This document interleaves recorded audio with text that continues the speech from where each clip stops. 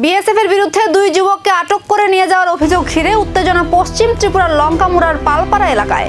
পরিবারের দাবি কোনো কারণ না জানিয়েই তাদের নিয়ে যাওয়া হয়েছে। ঘটনার প্রতিবাদে রাস্তায় নামলেন স্থানীয় বাসিন্দারা।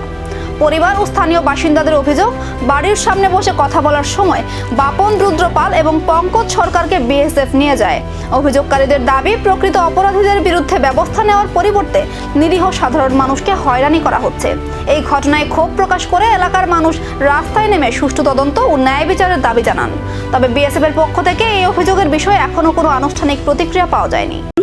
অপরাধ আমি চাই আমার পুত্র ক্ষমা করুক, তাইলে কিন্তু আমার করতে পারি আমরা এটার মধ্যে বন লাগে ইয়া করার লাগে। তাহলে আমার ছেলে কাজ করে, স্টিলের কাম করে, ওইরা কোনো সংসার চালা। কতদিন আগে হে অ্যাক্সিডেন্ট, অত বড় দুঃখ হয়েছে পাইয়া হে, তো মনে করেন অনেক সময় হে একটা কইলে আরেকটা কথা, অনেক সময় ব্রেনের মধ্যে সুট আছে।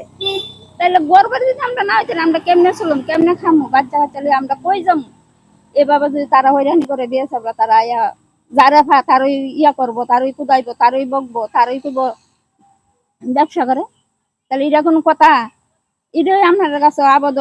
যারা ব্যবসা করে তারা না নিয়ে ওই বালা বালা ছেলেরা লইতেছে, হ্যাঁ সারাদিন কাজ করে হে, স্টিলের কাম করে হে।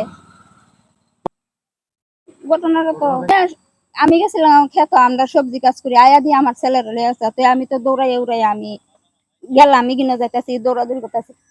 ক্যাম্পের সামনে গেলে তারা কোনো কর্তই গোনা ফাত্ত হয়ে দেয় না, আমরা আরো উল্টা বাইর করে দেয়।